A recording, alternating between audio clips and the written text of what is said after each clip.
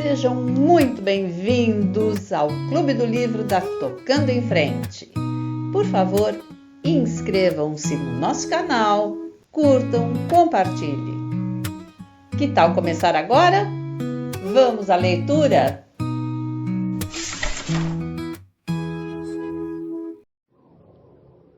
Parte 3, que vai de 1929 a 1932. Pede. Início da parte 21.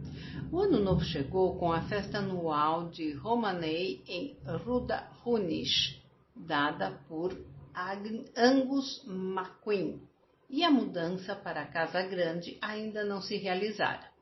Não era coisa que se pudesse fazer da noite para o dia, entre acondicionar mais de 7 anos de badulaques acumulados diariamente e a declaração de que só se mudaria depois que a sala de estar da Casa Grande estivesse pronta. Ninguém tinha a menor pressa, embora todos antegozassem a mudança. Em alguns sentidos, a Casa Grande não se revelaria diferente. Não tinha eletricidade e as moscas a povoavam com a mesma intensidade. No verão, todavia, a temperatura dentro de casa era cerca de 8 graus mais baixa do que fora, graças à espessura das paredes de pedra e dos eucaliptos que lhe sombreavam o telhado. Além disso, o banheiro era um verdadeiro luxo e tinha água quente durante o inverno todo, vinda de canos instalados atrás do vasto fogão da cozinha, ao lado, e cada gota que passava pelos canos era de água da chuva. Embora os banhos de imersão e de chuveiro tivessem de ser tomados nessa grande estrutura com seus 10 cubículos separados, a Casa Grande e todas as casas menores eram liberalmente dotadas de privadas, um grau inédito de opulência que os habitantes invejosos de Gili haviam sido surpreendidos chamando de sibiratismo. Tirando o Hotel Imperial, 2 hospedarias, a Casa Paroquial Católica e o convento, o distrito de Dillambone só conhecia privadas fora de casa, excetuando-se, é claro, a sede de Drogheda, graças ao enorme número de tanques e telhados para captar a água da chuva. As regras eram estritas, nada de descargas desnecessárias e muito desinfetante de carneiro. Mas depois dos buracos feitos no chão, aquilo era o paraíso.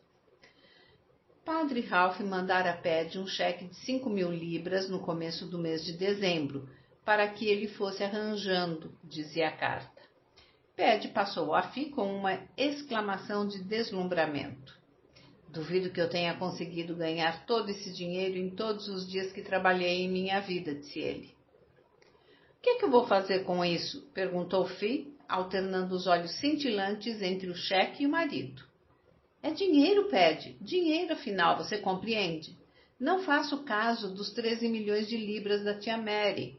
Não há nada real em tanto dinheiro assim. Mas isso é real. O que é que eu vou fazer com ele? Gaste-o, disse Paddy simplesmente. Que tal umas roupas novas para as crianças e para você? E talvez haja coisas que você queira comprar para a Casa Grande. Sei lá, não consigo imaginar mais nada de que precisemos. Nem eu. Não é gozado? Fi levantou-se da mesa do desjejum, chamando o médico com um gesto imperioso. Vamos indo, mocinha. Vamos dar uma espiada na Casa Grande. Embora já se tivessem passado 3 semanas depois dos dias da terrível excitação que se seguiram à morte de Mary Carson, nenhum dos Clares havia chegado perto da Casa Grande. Mas agora a visita de Fi compensou-os de sobra da relutância anterior. Ela passou de uma sala a outra em companhia de Mad, da Sra. Smith, de Minnie e de Cat, animada como a atônita Mad nunca a vira. Falava consigo mesma, em murmúrios, o tempo todo. Isso era medonho, aquilo era um pavor. Mary devia ser daltônica, ou então nunca tivera uma pitada de bom gosto. Na sala de estar, Fi demorou-se por mais tempo, inspecionando-a peritamente. Só a sala de recepções a excedia em tamanho, pois media 12 metros de comprimento por 9 de largura e 4,5 de altura. reuniam uma mistura do melhor e do pior em sua decoração, e a pintura creme uniforme, já amarelada, não concorria para realçar os magníficos frisos do teto, nem os painéis esculpidos nas paredes. As janelas enormes que iam do soalho ao teto e que se sucediam ininterruptas ao longo dos 12 metros que davam para a varanda, tinham cortinas pesadas de veludo marrom, que projetavam uma sombra densa sobre as encardidas poltronas marrons. 2 belíssimos bancos de malaquita e 2 bancos igualmente belos de mármore florentino, e uma lareira maciça de mármore creme com veios cor-de-rosa. No soalho polido de tábuas de teca, 3 tapetes alvos-som tinham sido dispostos com geométrica precisão, e um lustre de cristal de quase 2 metros de comprimento tocava o teto, com a corrente enrolada à sua volta. A senhora está de parabéns, senhora Smith, declarou Fi. Isto aqui é positivamente horroroso, mas está imaculadamente limpo. Eu lhe darei alguma coisa de que vale a pena cuidar. Estes bancos inestimáveis, sem nada para destacá-los, é uma vergonha. Desde que vi esta sala pela primeira vez, desejei transformá-la em algo tão bonito que despertasse a admiração dos que entrassem, e, ao mesmo tempo, tão confortável que os que entrassem desejassem ficar. A escrivaninha de Mary Carson era um estrupício vitoriano. Fi encaminhou-se para o telefone sobre ela, batendo de leve e com desprezo na madeira escura do móvel. Minha secretária ficará linda aqui, disse ela. Começarei com esta sala, e quando a tiver terminado, vou me mudar lá de baixo. Antes disso, não. Teremos então, afinal, um lugar onde poderemos reunir-nos sem nos sentirmos deprimidos. Sentou-se e tirou o receptor do gancho. Enquanto a filha e as criadas formavam, estáticas, um pequeno grupo aturdido, ela pôs Harry Gold em ação. A Malfoys mandariam amostras de tecidos pela mala noturna. A Nock e Kirby mandariam amostras de tinta. A Grace Brothers mandariam amostras de papéis de parede. Essas e outras lojas de Sydney mandariam catálogos especialmente compilados para ela, descrevendo os artigos que podiam fornecer. Com voz de riso, Harry garantiu que arranjaria um tapeceiro competente e um grupo de pintores capazes de realizar o trabalho meticuloso exigido por Fi. Bravos para a Sra. Clare! Ela varreria da casa os últimos vestígios de Mary Carson. Concluído o telefonema, todas receberam instruções para arrancar imediatamente as cortinas de veludo marrom das janelas em que estavam penduradas. E lá foram para um monte de lixo, numa orgia de desperdício que a própria Fi supervisou, fazendo questão de chegar-lhes pessoalmente a tocha redentora. Não precisamos delas, disse, e não as infligirei aos pobres de Gilambone. Sim, mamãe, concordou Madge paralisada. Não teremos aqui cortina nenhuma, anunciou Fi, sem se preocupar com essa quebra flagrante dos costumes decorativos da época. A varanda é tão larga que não deixa o sol entrar diretamente, de modo que não precisaremos de cortinas. Quero que esta sala seja vista. Os materiais chegaram, como também chegaram os pintores e o tapeceiro. Madge e Cat foram mandadas para o alto de uma escada a fim de lavar e lustrar os vidros superiores das janelas, ao passo que a Sra. Smith e Madame se haviam com os inferiores, e Fi andando de um lado para o outro e inspecionava tudo com olhos de águia. Na segunda semana de janeiro estava tudo pronto, e de um jeito ou de outro, naturalmente, a notícia vazou pelo circuito telefônico. A Sra. Clare transformara a sala de estar de Drogheda num palácio, e a Sra. Houghton não faria mais que um ato de cortesia acompanhando a Sra. Kane, KMG, e a Sra. O'Rourke numa visita à Sra. Clare, a fim de desejar-lhes felicidades na nova residência. Ninguém negou que os esforços de Fi redundaram em beleza pura. Os tapetes creme Albunson, com seus ramalhetes desbotados de rosas vermelhas e róseas e folhas verdes, tinham sido colocados mais ou menos ao acaso pelo chão, que brilhava como um espelho. Uma nova pintura creme cobria as paredes, e o teto e cada friso e entalhe fora cuidadosamente pintado de dourado, mas os imensos espaços ovalados e lisos dos painéis tinham sido empapelados com seda preta descorada, que ostentava os mesmos ramalhetes de rosas desenhados nos tapetes, como pinturas japonesas postas sobre andas e cercadas de creme e ouro.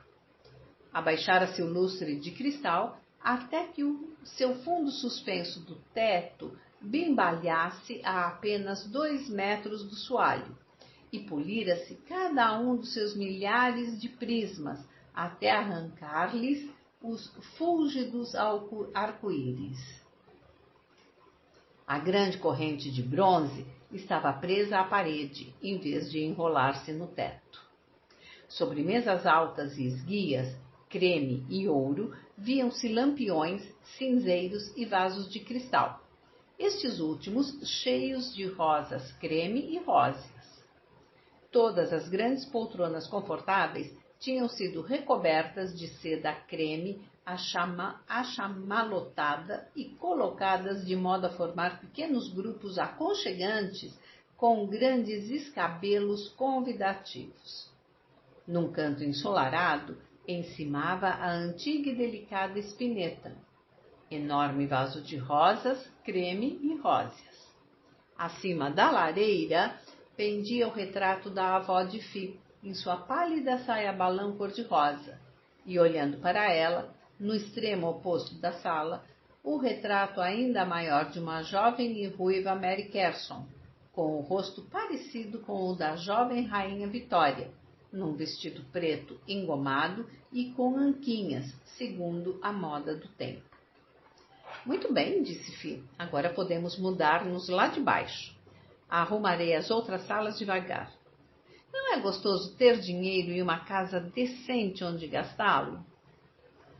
Uns 3 dias antes da mudança, tão cedo que o sol ainda nem nascera, os galos no galinheiro cantavam alegremente.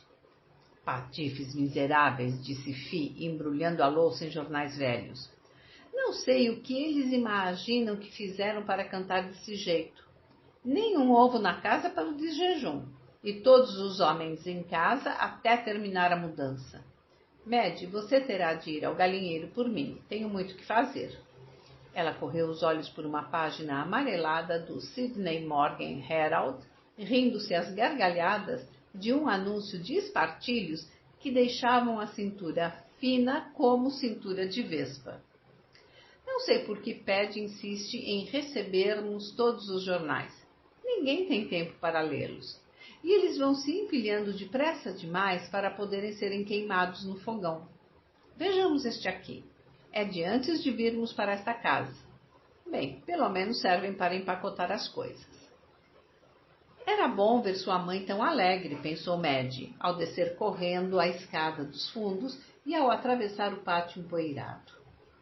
Embora todo mundo aguardasse com natural interesse o dia da mudança para a casa grande, sua mãe parecia ansiar por isso, como se pudesse lembrar-se de como era a vida numa casa grande. E quanta inteligência e quanto bom gosto revelara ela. Coisas de que ninguém se dera conta, mesmo porque até então não houvera tempo nem dinheiro para que pudessem manifestar-se. Mad felicitava-se comovida. Seu pai fora procurar o joalheiro de Gilly e utilizar a parte das 5.000 libras para comprar uma gargantilha e um par de brinco de pérolas verdadeiras para sua mãe.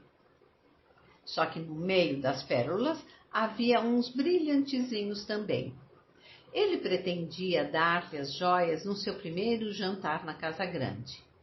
Agora que ela vira o rosto de sua mãe liberto da sombria expressão costumeira, mal conseguia esperar para ver-lhe o semblante quando recebesse as pérolas. Desde Bob até os gêmeos, os filhos aguardavam com ansiedade esse momento, pois o pai lhes mostrara o grande estojo achatado de couro e abria-o para revelar as leitosas contas opalescentes sobre o leito de veludo negro. A felicidade de sua mãe, que desabrochava, exercera profunda influência neles. Era como presenciar o início de uma boa chuva revigorante.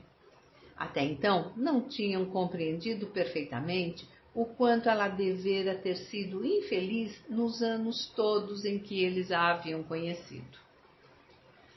O galinheiro, muito grande, abrigava 4 galos e mais de 40 galinhas, que passavam a noite debaixo de um telheiro em ruínas, cujo chão, rigorosamente varrido, tinha ao longo das bordas cestos de laranja cheios de palha para postura.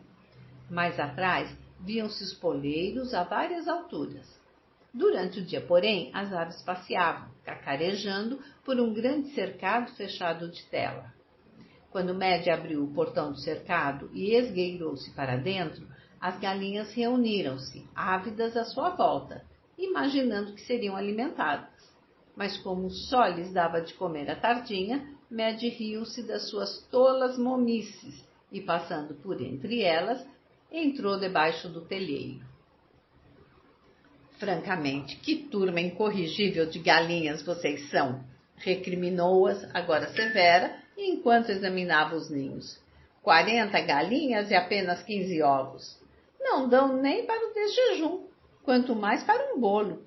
Pois vou dizer-lhes uma coisa, e é bom que prestem atenção. Se vocês não se mexerem para melhorar a situação, irão todas para a panela. E isto tanto se aplica aos senhores do galinheiro quanto às suas excelentíssimas esposas. Portanto, não fiquem assim de rabo erguido e pescoço inchado, como se eu não me referisse também aos senhores cavalheiros. Com os ovos cuidadosamente ajeitados no avental, Média voltou depressa para a cozinha, cantando. Sentada na cadeira de pé, Fi tinha os olhos parados numa folha do Smith Weekly, o rosto branco, os lábios em movimento. Dentro da casa, Média ouvia os homens andando de um lado para o outro e os sons de James e Patsy, de 6 anos, rindo-se no berço. Eles não podiam levantar-se enquanto os homens não tivessem saído. — O que aconteceu, mamãe? — perguntou Média. Fi não respondeu.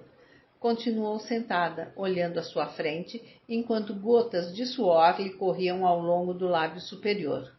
Os olhos imobilizados por uma dor desesperadamente racional, como se dentro de si mesma ela estivesse reunindo todos os recursos que possuía para não gritar. — Papai, papai! — gritou Média assustada. O tom da sua voz trouxe-o depressa, ainda abotoando a camiseta de flanela, seguido de Bob, Jack, Hugh e Stu. Média apontou para a mãe sem dizer uma palavra. O coração de Paddy pareceu bloquear-lhe a garganta. Ele inclinou-se sobre Fi e agarrou com a mão um pulso frouxo. — Que foi, querida? — perguntou com uma ternura que nenhum dos filhos lhe conhecia.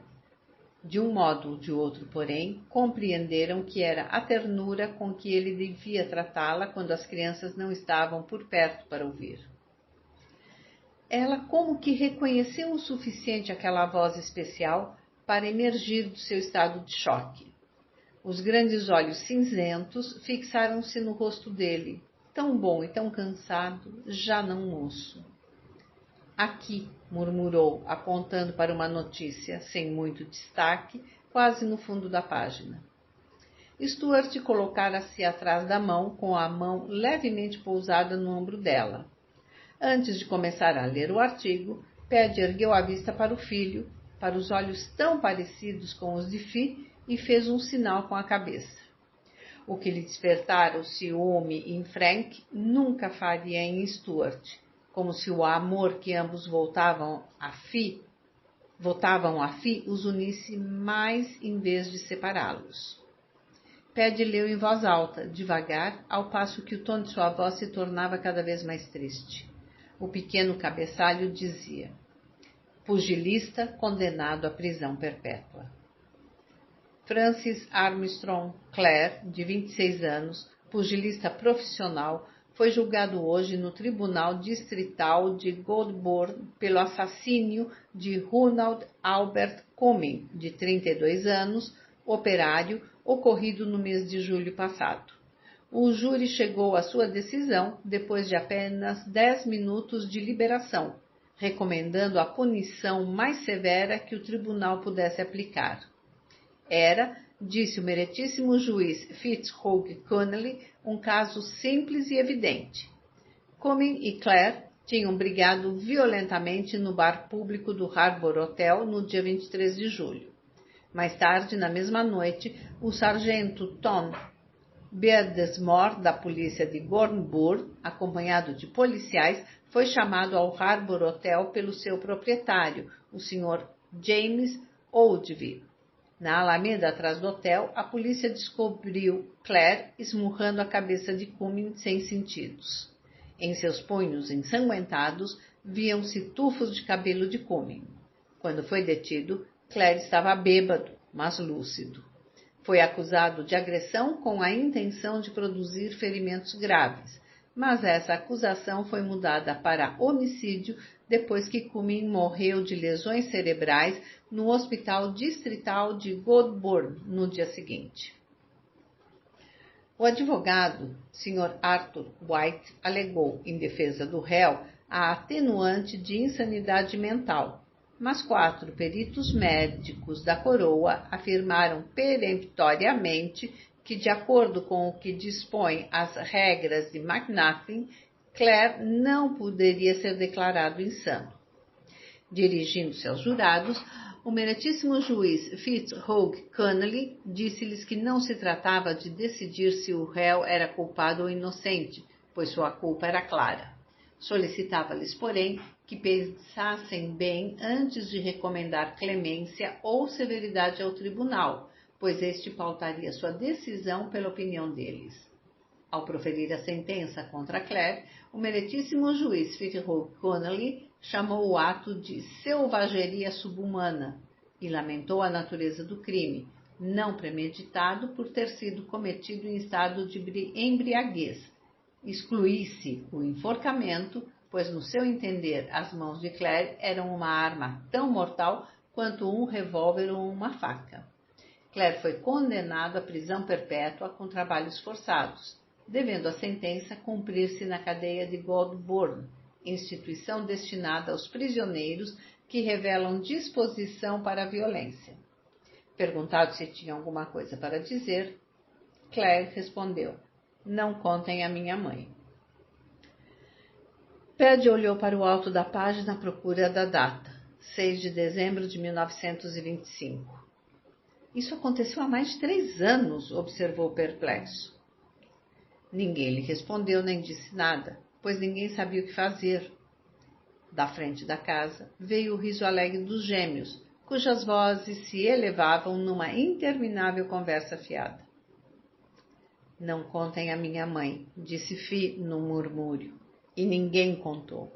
"Ai, meu Deus, meu pobre, pobre Frank." Paddy enxugou as lágrimas do rosto com as costas da mão livre. Depois acocorou-se diante dela, batendo-lhe de leve no colo. "Fi, querida, arrume suas coisas. Vamos vê-lo." Ela ergueu-se e tornou a cair, os olhos no rosto miúdo e branco brilhando como se estivessem mortos, as pupilas enormes revestidas de uma película dourada. "Não posso ir", disse ela sem nenhuma sugestão de sofrimento, mas fazendo todos sentirem que o sofrimento estava lá. "Ele morreria se me visse." Paddy, isso mataria. Conheço tão bem seu orgulho, sua ambição, sua determinação de ser alguém importante. Deixe-o sofrer a vergonha sozinho, é o que ele quer. Você acabou de ler, não contem a minha mãe. Precisamos ajudá-lo a guardar o seu segredo. Que bem lhe fará ou nos fará a nossa visita." Paddy ainda estava chorando, mas não por Frank. Chorava pela vida que se fora do rosto de Fi, pela morte que há em seus olhos. Um pé frio, era isso que o rapaz sempre fora. O amargo portador da desgraça, erguendo-se para sempre entre Fi e ele, como a razão pela qual ela abandonara seu coração e o coração de seus filhos. Todas as vezes que parecia haver alguma felicidade à espera de Fi, Frank a arrebatava. Mas o amor que Paddy votava a ela era tão profundo e tão impossível de ser erradicado quanto o amor que ela votava a Frank. Ele nunca mais poderia usar o rapaz como seu bode expiatório, depois daquela noite na casa paroquial. Por isso disse: bem, Finn, se você acha que é melhor não tentarmos entrar em contato com ele, não tentaremos. Mas eu gostaria de saber se ele está bem, se tudo que pode ser feito por ele está sendo feito. E se eu escrevesse ao padre de Bricassart e lhe pedisse para olhar um pouco por Frank? Os olhos não se animaram, mas um leve tom róseo lhe acudiu às faces. Sim, Paddy, faça isso. Só quero que você lhe recomende que não diga a Frank que nós sabemos o que aconteceu. Talvez até Frank se sentisse melhor tendo a certeza de que não sabemos de nada. Poucos dias depois, Fi recuperou quase toda a energia e o interesse pela redecoração da casa grande, que a manteve ocupada. Mas o seu silêncio tornou-se melancólico outra vez, porém menos severo, envolto na redoma de uma calma inexpressiva. Dir-se-ia que lhe interessava mais o aspecto que teria afinal a casa grande do que o bem-estar da família. Ela talvez julgasse os filhos capazes de cuidar de si mesmos espiritualmente, e a senhora Smith e as criadas lá estavam para cuidar deles fisicamente. Não obstante, a descoberta do destino de Frank comovera profundamente todos os membros da família. Os mais velhos afligiam-se intensamente por sua mãe e passavam noites sem dormir, lembrando-se do rosto dela no momento terrível. Amavam-na e a sua alegria nas poucas semanas anteriores dera-lhes uma visão dela que nunca mais os abandonaria e lhes inspiraria um desejo apaixonado de trazê-la de volta. Se o pai havia sido o fulcro em torno do qual tinham girado suas vidas até então, a partir desse instante a mãe foi colocada ao lado dele. Começaram a tratá-la como um zelo terno e absorto que nenhum grau de indiferença da parte dela conseguia eliminar. De Paddy a Stu, os membros masculinos da família Clare conspiraram para fazer da vida de Fi o que ela desejasse, e de todos exigiam fidelidade a esse propósito. Ninguém deveria jamais feri-la ou magoá-la outra vez. E quando Paddy lhe deu as pérolas de presente e ela as aceitou com uma palavra breve e inexpressiva de agradecimento, sem nenhum prazer e nenhum interesse no exame das joias, todos concluíram que sua reação seria muito diferente se não fosse por Frank. Se a mudança para a Casa Grande não tivesse ocorrido, a pobre Madge teria sofrido muito mais do que sofreu, pois, embora não fosse admitida plenamente como membro da Sociedade Masculina de Proteção à Mãe, sentindo talvez que a sua participação era mais relutante do que a deles, o pai e os irmãos mais velhos esperavam que ela arcasse com todas as tarefas que a Fi obviamente repugnava. Na realidade, a senhora Smith e as criadas partilharam o fardo com Madge. Repugnava particularmente a Fi o cuidado dos dois filhos menores, mas a senhora Smith assumiu todo o encargo de James e Patsy com tamanho ardor que Madge não poderia ter pena dela. Ao invés disso, sentia-se de certo modo contente porque os dois poderiam, afinal, pertencer inteiramente à governanta. Madge sofria também por sua mãe, mas não o fazia de modo tão completo quanto os rapazes, pois a lealdade deles estava sendo posta cruelmente à prova. A grande veia materna que havia nela sentia-se profundamente ofendida pela indiferença cada vez maior de Fi por James e Patsy. Quando eu tiver meus filhos, pensava no mais íntimo de si mesma, nunca amarei um deles mais do que os outros. Viver na Casa Grande, por certo, era muito diferente. A princípio estranharam o fato de ter um quarto só para si, e as mulheres o de não precisar preocupar-se com nenhuma tarefa doméstica, dentro ou fora da casa. Minnie, Cat e a Sra. Smith davam conta de tudo sozinhas, desde lavar e passar a ferro até cozinhar e limpar, e ficavam horrorizadas com os oferecimentos de ajuda. Em troca de muita comida e minguados salários, uma procissão interminável de andarilhos registrava-se nos livros da fazenda como biscateiros, que rachavam lenha para os fogões e lareiras da sede, alimentavam as aves e os porcos, ordenhavam, ajudavam o velho Tom a tomar conta dos belos jardins e faziam toda a limpeza pesada. Pede-se andara comunicando com o padre Ralph. A renda das propriedades de Mary totaliza aproximadamente 4 milhões de libras por ano, graças ao fato de ser a Mishar Limited uma companhia de propriedade particular, com a maior parte do seu ativo empregado em aço, navios e mineração, escreveu o padre Ralph. Por isso, o que lhe destinei não passa de uma gota d'água no balde da fortuna Carson, e não chega sequer a 1/10 dos lucros da fazenda Drogheda num ano. Tampouco se preocupe com os anos maus. A conta corrente da fazenda Drogheda tem um saldo positivo tão grande que eu poderia pagá-lo sempre só com o dinheiro dos juros, se fosse necessário. Por conseguinte, o dinheiro que lhe chega às mãos não é senão o que você merece, e não abala a Mishar Limited. Você está recebendo o dinheiro da fazenda e não o dinheiro da companhia.